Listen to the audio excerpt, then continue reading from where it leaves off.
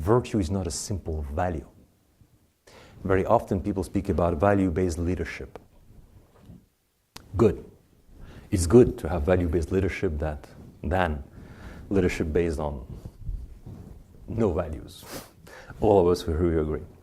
But values are good things, but it's not enough for leadership. All of us, we have good values, I think. We recognize family as a value, country as a value.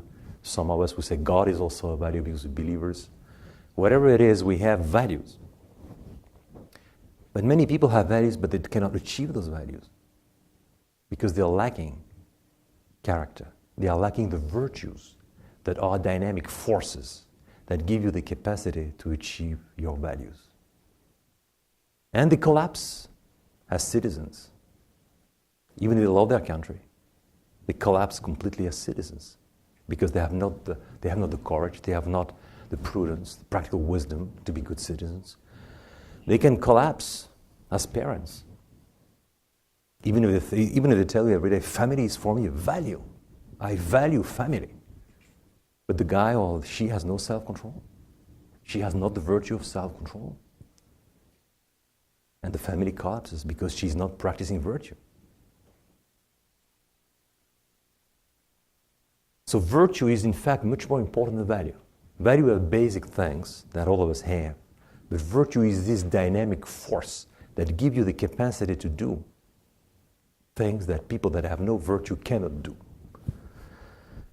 And the ancient Greek said, well, if we look at the human beings, we see 4 fundamental, basic virtues. If one is lacking, everything collapses in the life of an individual. These 4 basic virtues is called practical wisdom. The first one. We call this in English prudence. And it has nothing to do with be careful. Prudence has nothing to do with be careful. This is very important. For the Greek people, prudence is the habit of making the right decisions. A prudent person is a person that understands what's happening around, who understands well the people he's working with. He knows their qualities, their strengths, their weaknesses. He understands very well who they are. He knows what they are able of. He understands the political situation, the environment, from the economic point of view, from the political point of view, whatever it is. He sees the situation. And then he makes a decision that is appropriate to this situation. This is what prudence is about. Prudence is it's the first fundamental virtue, first basic virtue that gives you the capacity to be a good decision maker. It is a specific virtue of decision makers. A decision maker is a man or woman who must have the capacity to make the right. I didn't say the correct. I say right. It's very different. Right. Right has to do with what's happening with the truth. The truth of the situation in which you're involved. Correct has to do with rules. You see the difference, enormous difference. A correct decision is a decision that is politically correct, for instance. But it can be wrong from the point of view of nature, from the point of view of the situation, the given situation that is in front of you. So prudence doesn't help you make correct decisions. Prudence is a virtue that gives you the capacity to make the right decision, the decision that fit a given situation. It is a specific virtue of decision makers. And we understand that this is very important in leadership. Leaders have to be good decision makers.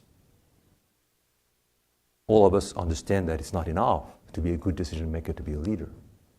But it's important to be a good decision maker if you want to exercise leadership.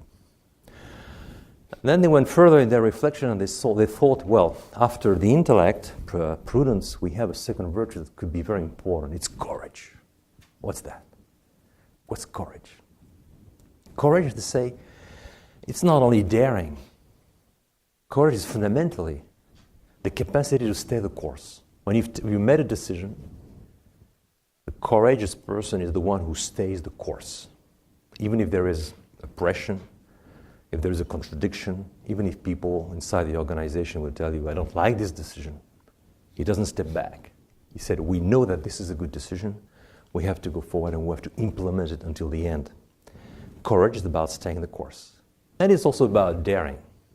It's also about having the capacity to dare making important, magnanimous decisions that are going to transform the whole organization.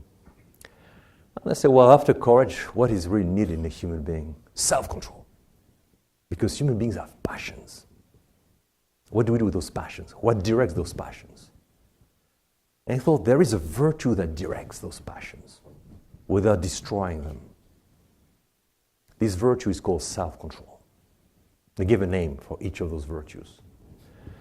And this is self-control is a very important virtue because all of us have passions. And we don't want those passions to destroy us. But we understand that we must not destroy these passions because we are human beings. We have to use the energy of passions. It's a very bad thing to destroy passions. You cannot act without passion. Wrath help you to be courageous when it's needed. Fear help you understand that there is a danger. When people tell you, I'm never afraid, I say, well, I will never work with you. Well, stop it. A guy can drive his car 250 kilometers per hour in the very center of Washington. I'm not afraid. Well, there is a problem here. This is not working. So wrath is good. There is a kind of just wrath that has to be directed. So passions are good. Fear, wrath, these are good things. Everything that has to do with our human nature is good. The only thing is we have to direct it. And then this self-control helps us very often in leadership positions to do what we have to do and not what we like to do. You have a very interesting case here in America. It's President Truman. He was a man who liked very much to deal with social affairs. The day he became president, he understood. I like to deal with social affairs. But this is not what I have to do now. I have to deal with international affairs. And he became a real specialist of what he didn't like. This is leadership. This is self-control. Because all of us, we have a temptation to do what we like to do, what is fun to do, or to deal with urgent matters, not with important ones, with urgent things. It's a question of self-control. In general, people in charge of a community have a clear idea about what they have to do. They have to think in terms of a long-run process about education of the staff. I would say professional education, moral education of the people involved in the process. You have to think of a long-term process, strategy, etc. Very often, people know that this is what they have to do. As CEOs, for instance, they don't do it. They spend just 5% of their time thinking about those very important things. And they do things that others in the organization very often can do much better than they do. And the question here is lack of self-control. They do what they like to do. They do what they are used to do. But they don't do what they are really called to do in the position where they are. Lack of self-control. And seminars on time management do not help those people because their problem is not a technical problem. Their problem is their own nature. It's a virtue they're lacking. The lack of specific virtue that is called self-control. So they can attend millions of seminars on time management. Nothing will happen. It's not a problem of skill. It's not a problem of the intellect. It's not a problem of how you dispatch your time. It's about how you're ready to deal with those things that are not funny. You see what I mean? Are not funny, are not easy for you. So it's a question of virtue. It's not a question of skills. And then the Greek people say, well, human beings, okay, they have intellect, they have a will, courage, intellect, prudence, will, courage, passions. We can direct this with self-control.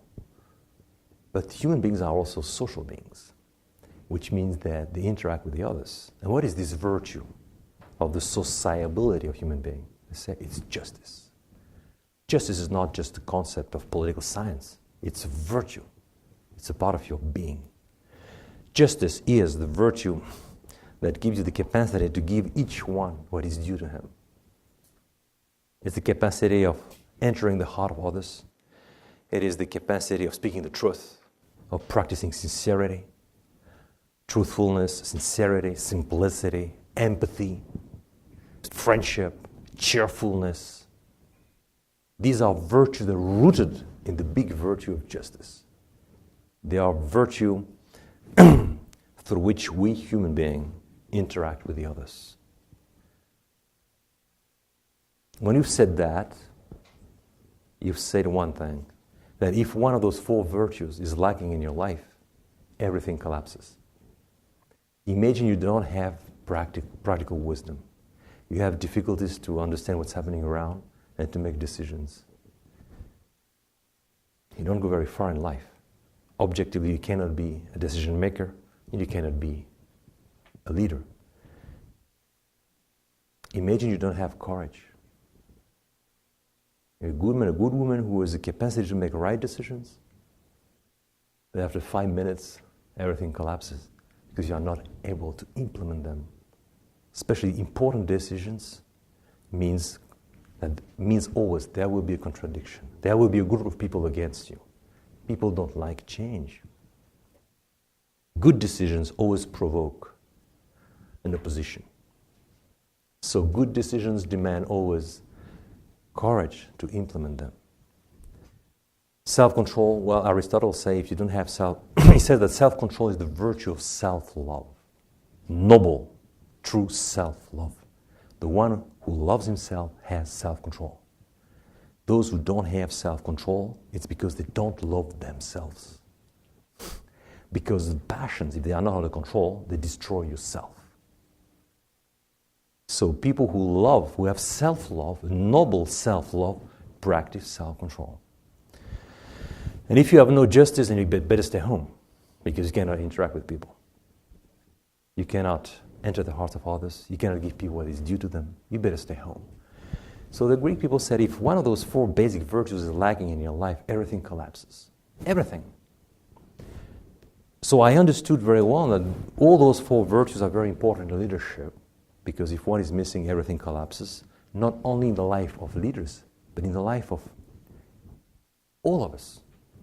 Whatever our position is in society, if one of those virtues is fundamentally lacking,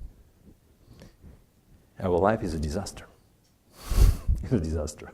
So we understand we have to foster those virtues, we have to develop them. We are not born with virtues. We're born with biology, we're born with temperament.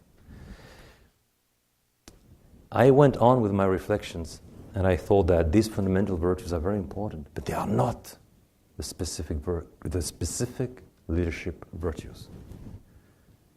They are important for everybody, and they are very important for leaders, because it gives leaders the capacity to do things that other people cannot do. But what is the substance of leadership? And I had to spend time thinking about great leaders who've done great things in history, or people that are not so well known but that have done things. And I came to the conclusion that the very specific virtue of leaders is called magnanimity.